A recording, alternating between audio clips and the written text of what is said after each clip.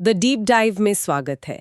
इस शो का जो हमेशा से एक बहुत ही स्पष्ट मिशन रहा है वो है स्रोतों, रिसर्च पेपर्स और आर्टिकल्स के एक भारी भरकम ढेर को लेना और उसमें से ज्ञान के सबसे गहरे और जरूरी हिस्से को बाहर निकालना। बिल्कुल। और आज का जो विषय है वो तकनीकी दुनिया में काम करने वाले हर इंसान के लिए बहुत महत्वपूर्ण है। हाँ, आज के इस गहन विश्लेषण का आधार एक बेहद दिलचस्प लेख है जिसका शीर्षक है the Netlab advantage, revolutionising network education through automation. और अगर नेटवर्किंग की दुनिया पर थोड़ी भी नजर रखी जाए तो ये लेख एक ऐसे बदलाव की बात कर रहा है जो पूरी इंडस्ट्री को अंदर से बदल रहा है। बिल्कुल।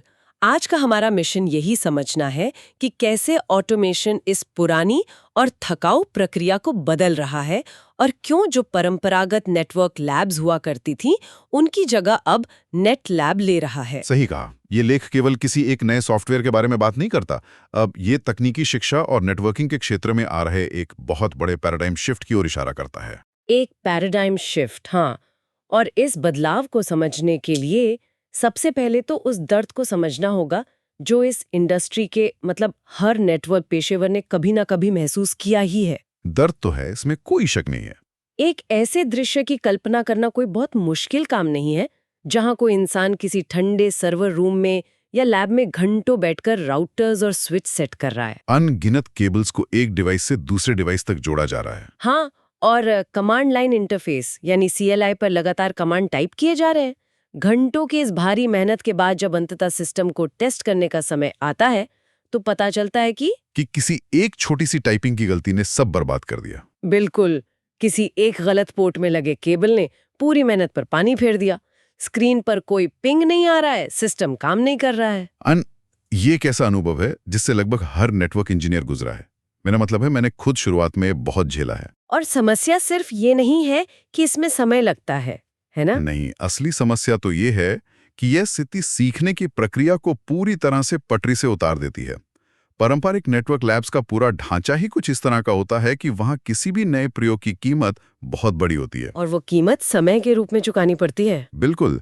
अगर कुछ गलत हुआ तो सब कुछ स्क्रैच से शुरू करना पड़ता है। इसी बात को अगर मैं एक उपमा के जरिए समझाऊं तो ये जो पारंपरिक प्रक्रिया है ये बिल्कुल वैसी है जैसे बिना किसी तस्वीर के एक बहुत ही जटिल पहेली को सुलझाने की कोशिश करना। एक कॉम्प्लेक्स पजल। हाँ, हर एक टुकड़े को जोड़ा जाता है लेकिन ये नहीं पता होता कि अंतिम परिणाम क्या होगा और बीच में एक गलत टुकड़ा पूरी तस्वीर को बिगाड़ सकता है। और फिर शुरुआत से सब कुछ दोबारा करना पड़ता है। यही सबसे बड़ी चुनौती है।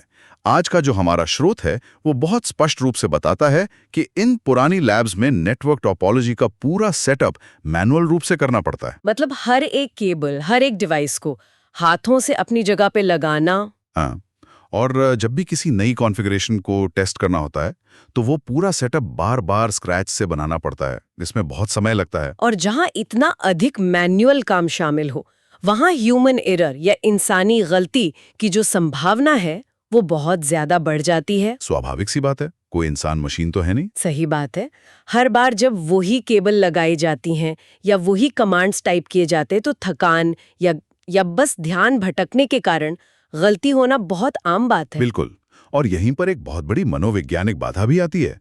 जो पुराने या अनुभवी इंजीनियर्स हैं उन्हें इस CLI और हार्डवेयर से खास लगाव होता है। एक तरह का नॉस्टैल्जिया। हाँ, नॉस्टैल्जिया।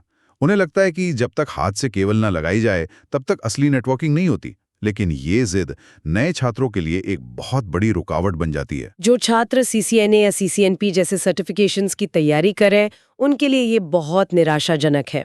उनका मुख्य फोकस कॉन्सेप्ट्स को सीखना होना चाहिए, लेकिन उनका आधा दिन तो सिर्फ केबल सुलझाने और सेटअप को वापस उसी स्थिति में लाने में निकल जाता है जहां से उन्होंने शुरू किया था। अच्छा, तो इस बात को थोड़ा खोलकर समझते हैं। ये निराशा तो समझ में आती है, लेकिन आखिर ये नेट लैब असल में है क्या और ये इस बरसों पुरानी समस्या को कैसे सुलझाता है? स्रोत में इसका जिक्र एक गेम चेंजर के रूप में किया गया है। हाँ, तो ये गेम चेंजर काम कैसे करता है?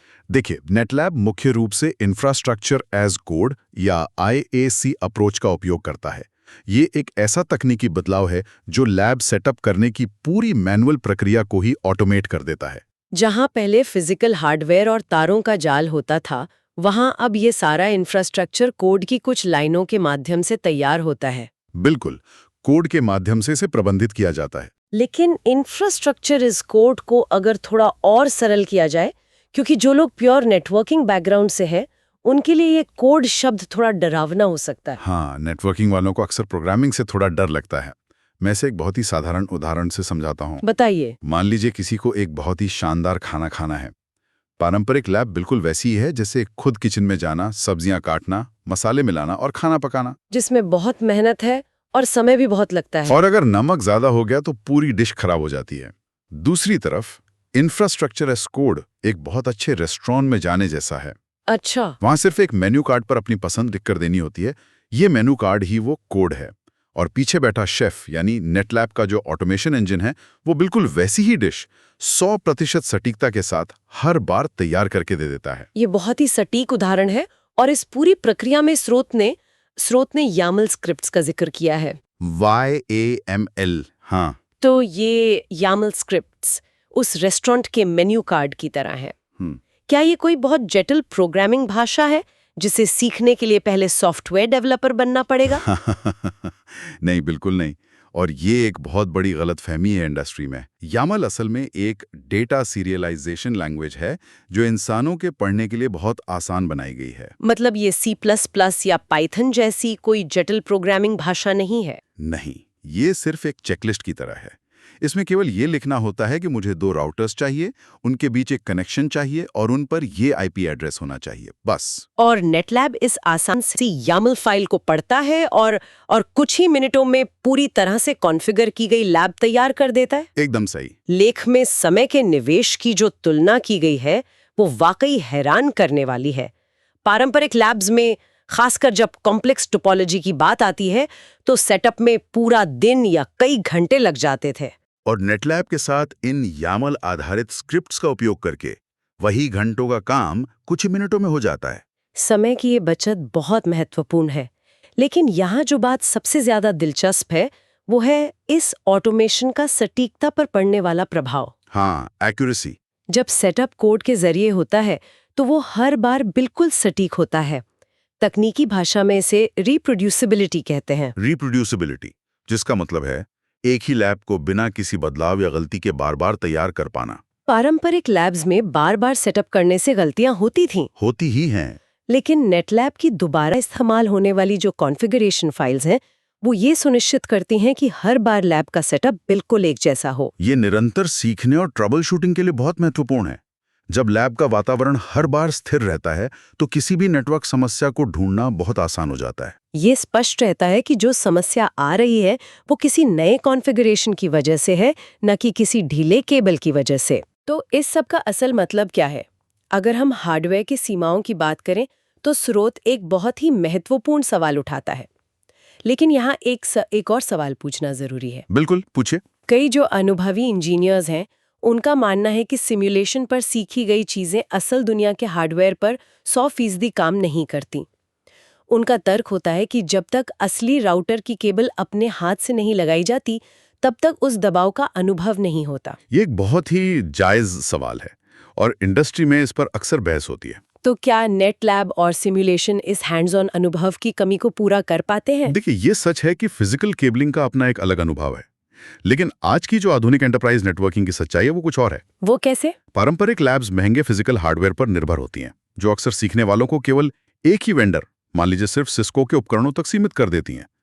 लेकिन असल दुनिया में बड़ी कंपनियों का नेटवर्क किसी एक वेंडर पर नहीं चलता। हाँ, वहाँ सिस्को भी है, जूनिपर भी है, अरिस्टा भी है। और किसी भी एक लैब में इन सभी कंपनियों के महंगे हार्डवेयर को एक साथ रखना और उन्हें मैनेज करना आर्थिक रूप से और व्यवहारिक रूप से लगभग असंभव है। ठीक यही बात स्रोत समझाना चाहता है। नेटलैब सिमुलेशन की फ्लेक्सिबिलिटी देता है। ये फिजिकल हार्डवेयर की सीमाओं के बिना कई अलग-अलग वेंडर्स की तकनीक का अनुभव एक ही जगह पर लेने की आजादी देता है। मतलब अगर किसी को एक सिस्को राउटर और एक जूनिपर राउटर के बीच BGP यानी बॉर्डर गेटवे प्रोटोकॉल सेट करके देखना है, तो नेटलैब में ये काम सिर्फ कुछ लाइनों के कोड से हो जाता है, बिना कोई नया हार्डवेयर खरीदे। ये फ्लेक्सिबिलिटी वाकई गेम चेंजर है, और इसी से स्केलेबिलिटी और लागत का मुद्दा भी जुड़ता है। महंगे फिजिकल हार्डवेयर की जरूरत न होने के कारण नेटलैब की लागत बहुत कम है इसे छोटे प्रोजेक्ट से लेकर बड़े एंटरप्राइज लेवल सिमुलेशन तक आसानी से स्केल किया जा सकता है। और इसका सबसे बड़ा फायदा सीखने की गति पर पड़ता है। जब सेटअप की झंझट खत्म हो जाती है तो रैपिड एक्सपेरिमेंटेशन यानी बहुत तेजी से प्रयोग करना संभव हो पाता है। यानी फेल होने की आजादी। हाँ, फेल होने की आजादी। पारंपरिक लैब में अगर कुछ गलत हो गया तो उसे ठीक करने में घंटों लगते हैं, इसलिए इंसान प्रयोग करने से डरता है। लेकिन ऑटोमेशन के साथ अगर लैब टूट भी गई तो उसे सिर्फ एक कमांड से कुछ ही सेकंड्स में वापस पहले जैसा किया जा सकता है। बिल्कुल। अब ज्यादा समय कॉन्फ़िगरेशन और केबलिंग की जगह असल कॉन्सेप्ट्स को गहराई से समझने में लगाया जा सकता है। जो समय बचता है उसका उपयोग ये समझने में किया जा सकता है कि डेटा पैकेट असल में कैसे ट्रैवल कर रहा है। सर्टिफिकेशन की तैयारी में ये बहुत कीमती होता है।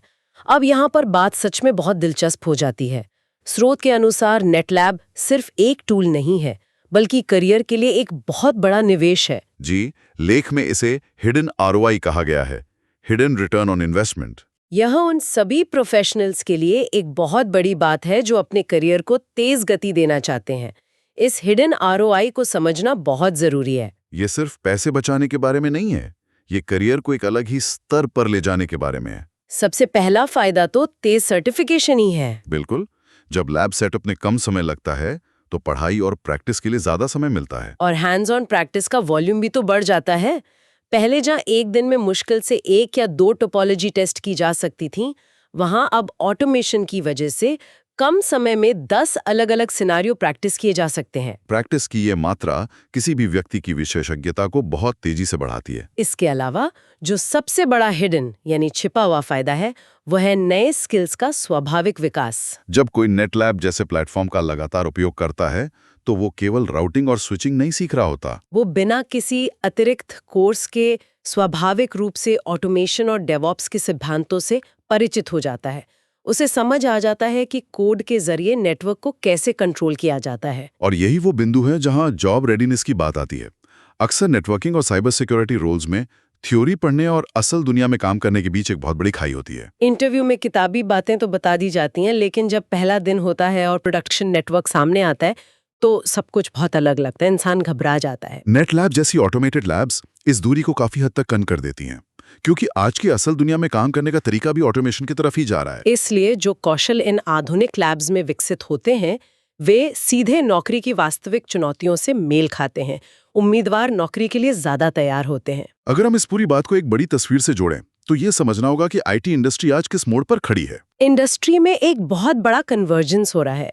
हाँ, डेवऑप्स का जो प्रभाव अब तक केवल सॉफ्टवेयर डेवलपमेंट तक सीमित माना जाता था, वो अब नेटवर्किंग पर आ चुका है, जिसे आज नेट डेवऑप्स कहा जा रहा है।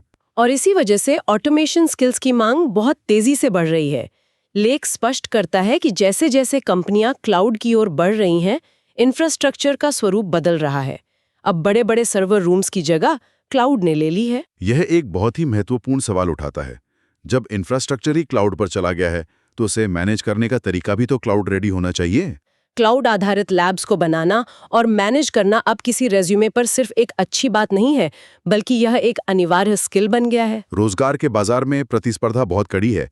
एम्प्लॉयर्स का नजरिया बदल चुका है। अब ऐसे उम्मीदवारों को स्पष्ट रूप से प्राथमिकता दी जा रही है जिनके पास इंफ्रास्ट्रक्चर एज कोड का ज्ञान है। यह ज्ञान किसी भी प्रोफेशनल को उस भीड़ से बिल्कुल अलग कर देता है जो आज भी सिर्फ CLI कमांड्स रटने में लगी है। ये सर्वाइवल की बात है। नेटलैब या ऑटोमेशन ड्रिवन लैब्स को अपनाना केवल एक सुविधा का मामला नहीं है। ये अपने करियर को भविष्य के लिए सुरक्षित यानी फ्यूचर प्रूफ करने की एक रणनीतिक चाल है। जो इस बदलाव को जितनी जल्दी अपनाएगा वो इंडस्ट्री में उतनी ही तेजी से आगे बढ़ेगा। बिल्कुल, इसमें कोई दो राय नहीं है। तो आज के इस संपूर्ण विश्लेषण को अगर समेटा जाए तो यह स्पष्ट है कि नेटलैब केवल एक सॉफ्टवेयर टूल नहीं है, यह एक पूरा माइंडसेट शिफ्ट है। पारंपरिक नेटवर्क लैब्स की निराशा, समय की बर्बादी और हार्डवेयर की सीमाओं को पीछे छोड़कर इंफ्रास्ट्रक्चर एज कोड की दुनिया में कदम रखना एक बहुत बड़ी क्रांति है। यह क्रांति न केवल मल्टी वेंडर सपोर्ट और तेज सीखने की गति प्रदान करती है, बल्कि करियर के लिए एक ऐसा हिडन ROI भी देती है जो आज के प्रतिस्पर्धी जॉब मार्केट में सबसे ज्यादा जरूरी है। ऑटोमेशन और नेटवर्किंग का ये मिलन ही इंडस्ट्री का भविष्य है। लेकिन इन सभी तथ्यों और स्रोतों के आधार पर एक बहुत ही गहरा और उत्तेजक विचार सामने आता है जिस पर गहराई से सोचने की जरूरत है। जी। अगर आज नेटवर्किंग और बड़े-बड़े इंफ्रास्ट्रक्चर को केवल यामल की कुछ फाइलों और कोड की कुछ लाइनों से पूरी तरह से ऑटोमेट और मैनेज किया जा सकता है, तो भविष्य में एक पारंपरिक नेटवर्क इंजीनियर की भूमिका क्या रह जाएगी? क्या आने वाले समय में एक नेटवर्क इंजीनियर और एक सॉफ्टवेयर डेवलपर के बीच की लकीर पूरी तरह से मिट जाएगी? इस गहरे विचार के साथ आज के इस गहन विश्लेषण को यहीं विराम देते हैं। इस बदलते तकनीकी परिदृश्य पर सोचने और नई संभावनाओं को तलाशने का यह सफर हमेशा जारी रहना चाहिए। ज्ञान की इस गहराई में उतरने के लिए धन्यवाद।